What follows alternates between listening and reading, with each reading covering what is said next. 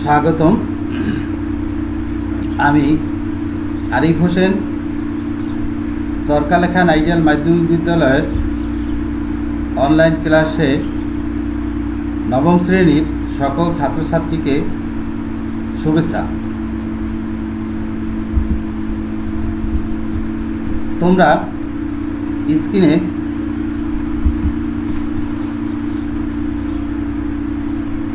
দেখতে পাইতেছ হিসাব বিজ্ঞান অধ্যায় সপ্তম। আমি আজকে তোমাদের নবম শ্রেণীর হিসাব বিজ্ঞানের সপ্তম অধ্যায় নিয়ে আলোচনা করব।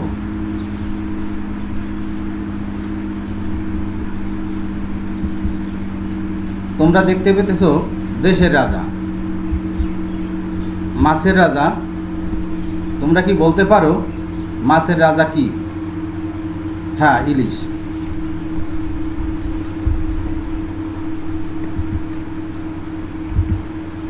সুন্দরবনের রাজা, সুন্দরবনের রাজা রয়্যাল বেঙ্গল টাইগার।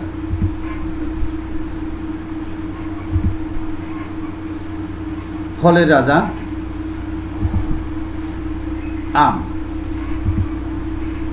এখন আমাদের হিসাব বিজ্ঞানের রাজাকে, হ্যাঁ, খতিয়ান। খতিয়ানকেই হিসাব বিজ্ঞানের রাজা বলা হয়। তোমরা একটা ছক দেখতে পেতেছ, ক্যাশ অ্যাকাউন্ট। ক্যাশ অ্যাকাউন্ট কি? ক্যাশ নগদান। এই নগদানের একটা ছক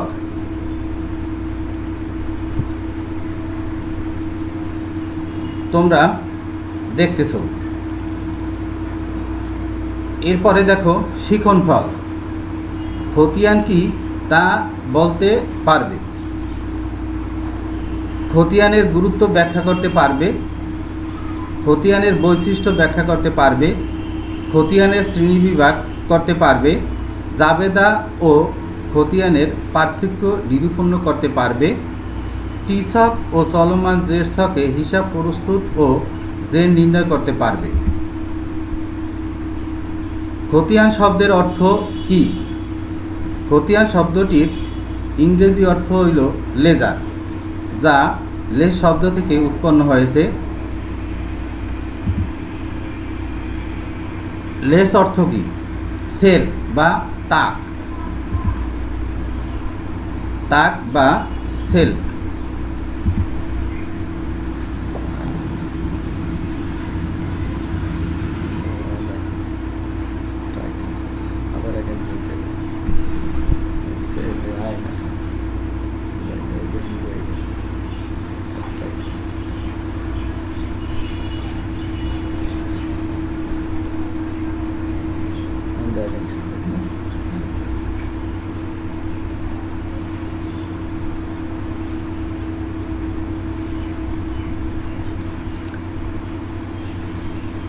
আমি মোহাম্মদ আরিফ হোসেন, সহকারী শিক্ষক, ব্যবসা শিক্ষা শাখা, সরকারলেখান আইডিয়াল মাধ্যমিক বিদ্যালয়। সরকারলেখান আইডিয়াল মাধ্যমিক বিদ্যালয়ের অনলাইন ক্লাসের নবম শ্রেণীর হিসাব বিজ্ঞান বিষয়ের সপ্তম অধ্যায় থেকে আজকে আমি তোমাদের আলোচনা করব দেশের রাজা।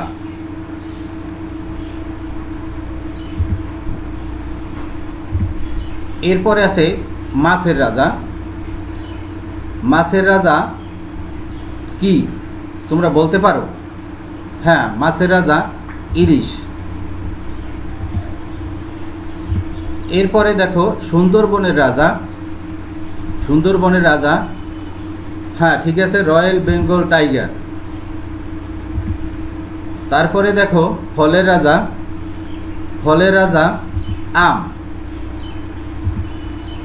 তাহলে হিসাব বিজ্ঞানের রাজা কে? হ্যাঁ, হিসাব বিজ্ঞানের রাজা খতিয়ান।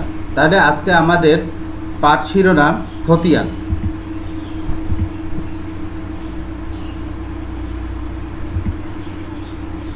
খতিয়ান অধ্যায় পাঠ করলে আমরা কি শিখতে পারবো?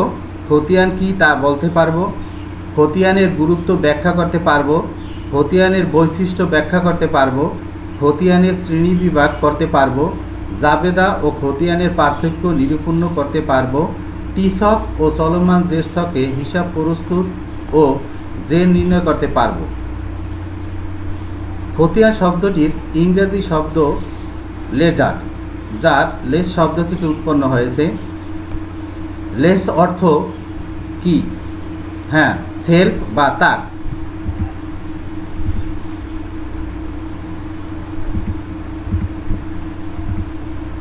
তোমরা স্ক্রিনে কিছু ছবি দেখতে পেতেছো।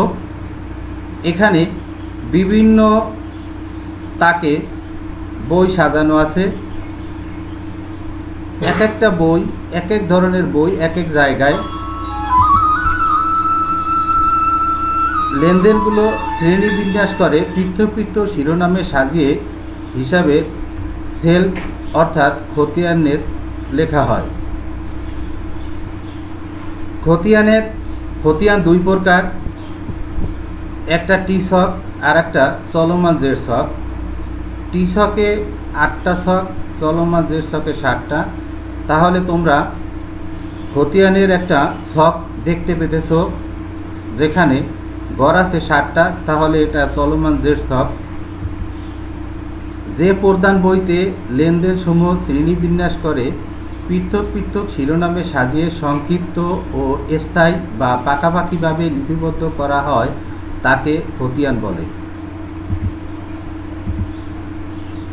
খতিয়ানের অবস্থান। হিসাব বিজ্ঞানের খতিয়ানের অবস্থান প্রথম লেনদেন, তারপর জাবেদা, তারপরে খতিয়ান, তারপর রেওয়ামিল, আর্থিক অবস্থার বিবরণী। খতিয়ানের শ্রেণী বিভাগ। খতিয়ান মূলত 5 ভাবে করতে পারি। সহকারী খতিয়ান বা খতিয়ানের বৈশিষ্ট্য দেখো, প্রতিটি হিসাবের পৃথক শিরোনাম, টি বা চলমান জের ছক অনুসরণ, প্রতিটি হিসাবের পৃথক পৃথক জের নির্ণয়, জাবেদা সহায়ক বইস্বরূপ ও খতিয়ান জাবেদার পৃষ্ঠা নাম্বার উল্লেখ, হিসাবের গাণিতিক শুদ্ধতা যাচাই সহায়তা, খতিয়ানের উদিত দ্বারা রেওয়ামিল প্রস্তুত। জাবেদা ও খতিয়ানের পার্থক্য। জাবেদা হিসাবের সহকারী বই বা সাধারণ বই, যা হিসাবের প্রথম ধাপ। খতিয়ান হিসাবের প্রধান বই বা পাকা বই আমরা বলতে পারি, যা দ্বিতীয় ধাপ। জাবেদা বই সংরক্ষণ ঐচ্ছিক। জাবেদা বই সংরক্ষণ না করলেও হয়। একটা দিনের বিভিন্ন লেনদেন যে বইতে লিপিবদ্ধ করা হয় তাকে জাবেদা বলে। খতিয়ান প্রস্তুত বাধ্যতামূলক। খতিয়ান প্রস্তুত করলে আমরা হিসাবের সকল উদিত বা বছর শেষে একটা ব্যবসা প্রতিষ্ঠানের ফলাফল আমরা নির্ণয় করতে পারি। জাবেদার উদিত নির্ণয় করা হয় না। জাবেদায় কোনো রেজাল্ট বা জের নেই, কোনো জের তৈরি করতে হয় না। খতিয়ানের উদিত নির্ণয় করা হয় বা জের নির্ণয় করা হয়। জাবেদার 5টি কলাম যুক্ত একটি ছক, তাহলে জাবেদায় ছক 5টি। তারিখ, বিবরণ, খতিয়ান পৃষ্ঠা, ডেবিট টাকা, ক্রেডিট টাকা। খতিয়ানের 2টি ছক, একটি টি ছক আর একটা চলমান জের ছক। টি ছকে 8টি ঘর, চলমান জের ছকে 7টি। জাবেদাকে হিসাবের সহায়ক বই বা সাধারণ বই বলে। খতিয়ান হিসাবের পাকা বই। আর্থিক ফলাফল পাওয়া যায় না। কোনো ব্যবসা প্রতিষ্ঠানের লাভ বা ক্ষতি কী পরিমাণ হয়েছে জাবেদা থেকে আমরা জানতে পারি না। খতিয়ানকে আর্থিক ফলাফল, খতিয়ান হিসাবের পাকা বই, যার কারণে আমরা আর্থিক ফলাফল পেতে পারি। এখন আমাদের হিসেব 5 প্রকার: সম্পদ, দায়, মালিকানা সত্ত্ব, আয়, ব্যয়। তোমরা স্ক্রিনে কয়েকটি ছবি দেখতে পেতেছ, যা সম্পদ। এটি সবসময় ডেবিট জের নির্ণয় করে। এরপরে আছে মালিকানা সত্ত্ব। মালিকানা সত্ত্ব মালিক ব্যবসায়ে যে পরিমাণ অর্থ আনেন, ব্যবসার আয় যা আছে সব কিছুই মালিকানা সত্ত্ব। এই মালিক যদি ব্যবসা থেকে কোনো অর্থ উত্তোলন করেন, তাও মূলধন থেকে বা মালিকানা সত্ত্ব থেকে বিয়োগ দিতে হয়। তোমরা দেখতে পেতেছ স্ক্রিনে মূলধন লেখা আছে, মালিক ব্যবসায় দিচ্ছে। তারপরে আছে উত্তোলন, যা আমি একটু আগে বলছিলাম মূলধন থেকে বিয়োগ দিতে হয়। উত্তোলন মালিক ব্যবসা থেকে নিছে। এরপরে আমি একটু আগে বলছিলাম হিসাব 5 প্রকারের মাঝে আয়। ব্যবসায়ের যাবতীয় আয়, যেমন পণ্য বিক্রয় করলে ব্যবসার একটা আয়, সুদ প্রাপ্তি হলে ব্যবসার আয়, কমিশন প্রাপ্তি হলে ব্যবসার আয়, ভাড়া কোনো প্রতিষ্ঠানের বা ব্যবসার ভাড়া থাকলে এটাও আয়, সেহেতু এগুলো ব্যবসায়ের ক্রেডিট নির্ণয় করে। এরপরে আছে ব্যয় হিসাব, অফিস ভাড়া, মজুরি, পণ্য ক্রয়, এইরকম আরও আছে যেগুলো ব্যবসায়ের ব্যয়, এটা ডেবিট নির্ণয় করে। হিসাব তথ্য পাওয়ার সহজ, মোট আয় জানা যায়, মোট ব্যয় জানা যায়, মোট সম্পদ জানা যায়, মোট দায় জানা যায়, গাণিতিক শুদ্ধতা যাচাই, পাকা বই তৈরি। খতিয়ানের গুরুত্ব এগুলা।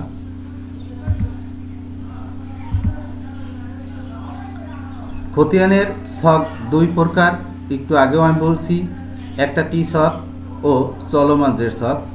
টি ছকে 8টি ঘর, যার ব্যালেন্স নির্ণয় করতে হয়। এরপরে আছে চলমান জের ছক, 7টি ঘর, যার ব্যালেন্স বা জের নির্ণয় করতে হয় না। জাবেদা থেকে খতিয়ান করার কৌশল।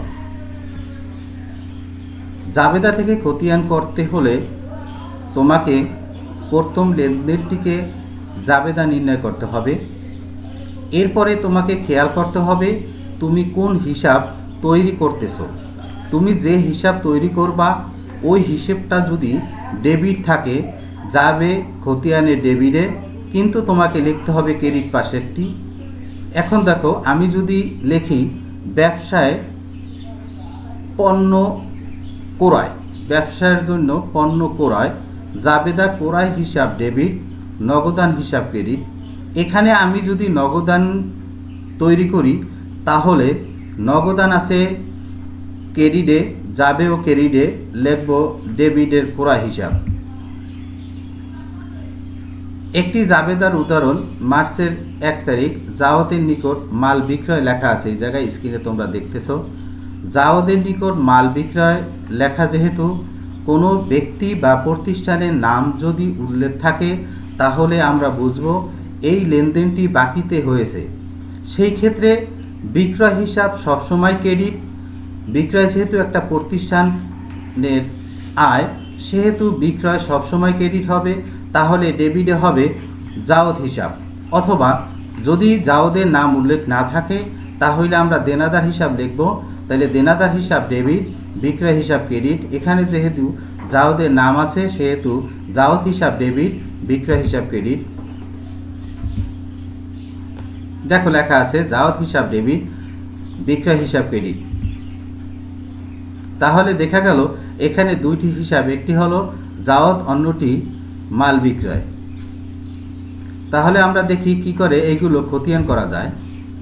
টি ছক ব্যবহার করে জাওদ দেনাদার আমি বলছিলাম একটু আগে, যেহেতু আমি দেনাদার হিসাব করি, আমাদের জাবেদায় জাওদ হিসাব একজন দেনাদার, তিনি ডেবিটে আছেন, সেহেতু আমি জাওদ হিসাব তৈরি করি।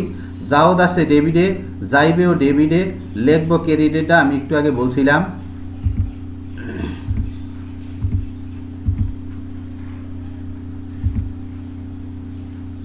লেনদেন, মার্চের 5 তারিখ ব্যাংকে জমা দেওয়া হলো 50,000 টাকা।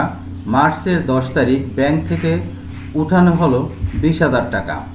লেনদেনগুলোর জাবেদা দেখো, ব্যাংক হিসাব ডেবিট, নগদান হিসাব ক্রেডিট। যেহেতু আমি একটু আগে বলছিলাম জাবেদায় যে সুবিধা ভোগ করবে তাকে ডেবিট করতে হবে, যে সুবিধা গ্রহণ করবে তাকে ক্রেডিট করতে হবে। যেহেতু ব্যাংকে টাকা জমা দেওয়া হয়েছে সেই ক্ষেত্রে ব্যাংক সুবিধা ভোগ করছে, যার কারণে ব্যাংকে ডেবিট করা হয়েছে এবং নগদ টাকা ব্যাংকে জমা দেওয়া হয়েছে, সেহেতু নগদানকে ক্রেডিট করা হয়েছে। তারপরেরটি 10 তারিখ মাস থেকে ব্যাংক থেকে উঠানো হলো 20,000 টাকা। ব্যাংক থেকে আমি নগদ টাকা উত্তোলন করেছি, সেই ক্ষেত্রে নগদে সুবিধা পেয়েছে, নগদান হিসাব ডেবিট, আর ব্যাংক থেকে আমি সুবিধা ভোগ করেছি, সেহেতু ব্যাংক হিসাব ক্রেডিট। বাড়ির কাজ। নিম্নোক্ত লেনদেন জনাব আলবির ব্যবসা হইতে নেওয়া হয়েছে 2020 সাল। দেখো, জানুয়ারির 1 তারিখ মূলধন আনা হলো 1 লক্ষ টাকা।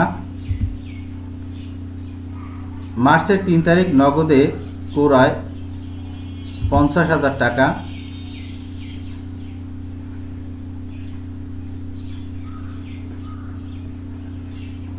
এই লেনদেনগুলোর সংশ্লিষ্ট খতিয়ান হিসাবগুলোর নাম লিখো। খ, টি ছকে খতিয়ান প্রস্তুত করো। গ, চলমান জের ছকে খতিয়ান প্রস্তুত করো। তোমরা সবাই ভালো থাকবা, সুস্থ থাকবা কামনা করি শেষ করছি। আল্লাহ হাফেজ।